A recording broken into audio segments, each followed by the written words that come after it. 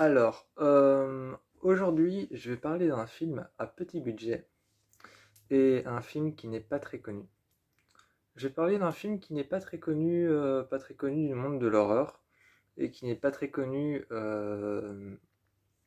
tout simplement. C'est un film qui est vraiment, qui n'a pas eu, je crois que c'est un film qui n'a pas eu de succès en fait et qui du coup se retrouve un peu blacklisté. C'est un film qui se retrouve du coup un peu blacklisté et il n'a pas eu de succès envers les spectateurs et les amoureux de l'horreur. Donc il se retrouve un peu dans sa petite case sur le côté et les gens le laissent là. Les gens le laissent là et il est dans son petit cube, dans sa petite case et personne n'y touche. Ce film dont on va parler s'appelle, le film dont on va parler s'appelle Keep Watching.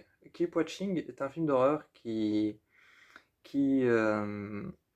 raconte l'histoire d'une famille qui sont soudainement enfermés dans leur maison. Donc ça raconte l'histoire d'une famille qui sont enfermés dans leur maison et surtout, enfin, ça raconte pas que ça, hein, ça raconte surtout l'histoire d'un tueur en série qui retranscrit ses meurtres sur Internet comme étant des chefs-d'œuvre de cinéma.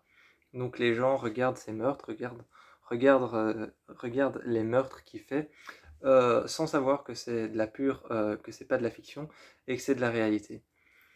Euh, le film, le film est bien, mais bon, c'est pas un film à succès comme Insidious ou comme Conjuring. C'est pas un film à succès comme Insidious ou Conjuring, quoique Insidious est un film à succès mais à petit budget. Et celui-ci, c'est un film à petit budget, pas très connu, et qui a un petit peu été blacklisté. Il a été blacklisté par le monde de l'horreur. Personne le. J'ai pas entendu. En tout cas, j'ai pas entendu grand monde en parler. Et j'ai pas entendu grand monde en parler, donc aujourd'hui, je vais un peu parler de ce film. Euh, on est avec Jamie, une jeune adolescente.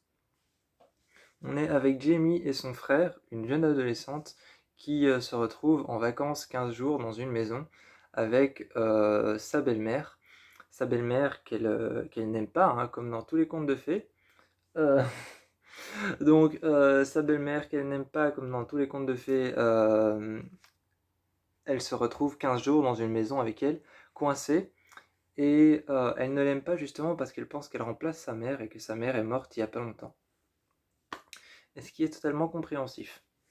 Ce qui est tellement compréhensif quand quelqu'un vient de mourir et que tu penses que cette personne veut remplacer cette personne. Oui, il y a de fortes chances que tu ne l'aimes pas. Donc, ils se retrouvent finalement tous coincés dans cette maison. Et c'est un film très oppressant. Et j'arrive pas à le, j'arrive pas à le qualifier huis clos ou pas huis clos. En fait, j'arrive pas à dire si ce film c'est un huis clos ou j'arrive pas à dire si ce film n'en est pas un. Parce que tout le film se passe dans plusieurs maisons. Tout le film se passe dans plusieurs, tout le film se passe dans plusieurs maisons. En fait, quand on te montre les différents meurtres qu'il y a déjà eu, ça se passe dans d'autres maisons et tu vois simplement les images des meurtres. Mais par contre, tout le film qui va agresser ses victimes, tout le film qui va agresser ses victimes se passe dans une maison principalement. Et tout le film se passe dans une maison principalement et autour de la propriété. C'est-à-dire qu'il y a la maison au milieu, il y a la maison au milieu et il y a les alentours de la propriété autour de la maison. Et tout se passe aux alentours de la propriété et dans la maison. C'est un très très bon film d'horreur en soi.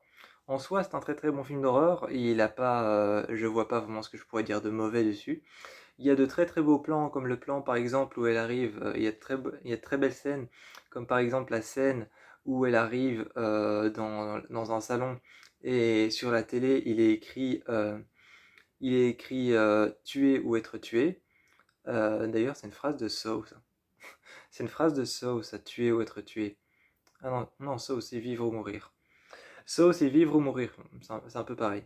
Et donc, elle arrive et devant la télé, il y a un objet et parce qu'en fait, les tueurs en série, en plus de diffuser leurs meurtres sur Internet et de les poster comme des chefs-d'œuvre cinématographiques, donc comme des films, et de les montrer aux gens, et que les gens les regardent sans savoir que c'est la réalité et que ce n'est pas une fiction. En plus de faire ça, ils offrent en fait, quand ils vont chez les personnes pour les agresser, ils offrent la possibilité de se défendre. Donc ils leur offrent des armes et sélectionnent chaque fois un participant au jeu, on va dire, et leur offre une arme. Et, euh, et donc, voilà, c'est assez prenant comme film, il est assez prenant, mais il se passe aux alentours d'une maison, il se passe aux alentours d'une maison, d'une propriété, et c'est un film qui est pas très étendu, et il n'y a pas vraiment de nouveau, en fait. Il n'y a pas vraiment de nouveau, il y a pas vraiment de nouveauté dans ce film. C'est juste un serial killer. C'est juste un serial killer qui se promène aux alentours d'une maison. C'est vraiment en fait le film typique du serial killer qui se promène dans le couloir la nuit et qui est habillé tout en noir. On voit pas son visage et on voit que sa silhouette avec le couteau en main qui tient l'âme vers le bas en avançant très lentement dans le couloir. C'est vraiment le film typique qui va ressembler à ça, avec une personne habillée en noir qui se promène la nuit avec un couteau l'âme vers le bas et qui va s'arrêter de temps en temps en plein milieu de la maison pour entendre un bruit et se dire ah tiens les victimes sont là-bas. Euh, donc oui c'est un film que je conseille, hein. C'est un film que je conseille, allez le voir, il est bien. Il est bien, mais sans plus. Il est bien, mais sans plus. D'ailleurs, on y retrouve la jeune et talentueuse actrice. D'ailleurs, on y retrouve la jeune et talentueuse actrice qui avait déjà joué dans plusieurs films d'horreur, dont Babysitter 1 et Babysitter 2. Et cette talentueuse actrice, c'est Bella Thorne. On retrouve Bella Thorne qui avait joué en fait dans Babysitter 2. Il a un nom particulier, il s'appelle Babysitter Kill quelque chose. Et donc, elle avait déjà aussi joué dans le film d'horreur Amityville Awakening qui est sorti en 2017. Et on la retrouve dans ce film d'horreur. Donc voilà, Bella Thorne, j'ai toujours trouvé que c'était pas une grande actrice, hein. Elle n'est pas connue. Elle a joué dans Shake It Up, elle a joué dans Shake It Up, c'est là qu'elle a démarré, je suppose, qui est un sitcom très connu par la chaîne de diffusion de, c'est une série très connue par la chaîne de diffusion Disney Channel qui diffuse des posts pour les enfants. J'imagine que c'est là qu'elle a commencé. Ensuite, elle s'est retrouvée dans Babysitter, puis elle s'est retrouvée dans Amityville Awakening et sûrement dans ce film-ci.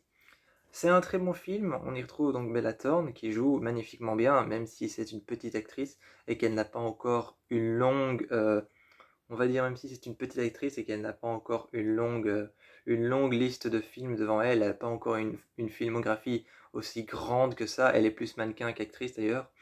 Et donc moi je l'avais aussi vu dans le film d'horreur I Still See You, dont j'ai fait une vidéo dessus, qui est génial. Donc moi, je vous encourage à aller voir le film Keep Watching. Je vous encourage à aller voir le film Keep Watching. Il est pas mal. C'est pas un bon film d'horreur, c'est un film d'horreur. C'est un film d'horreur, c'est pas un bon film d'horreur, mais je vous encourage quand même à aller le voir, à aller tester l'expérience de Keep Watching et vous m'en direz des nouvelles si vous l'avez aimé ou si vous l'avez pas aimé. C'est juste un film à petit budget qui n'a pas une si grande popularité que ça. Moi, je vous fais plein de bisous et je vous encourage à aller le voir.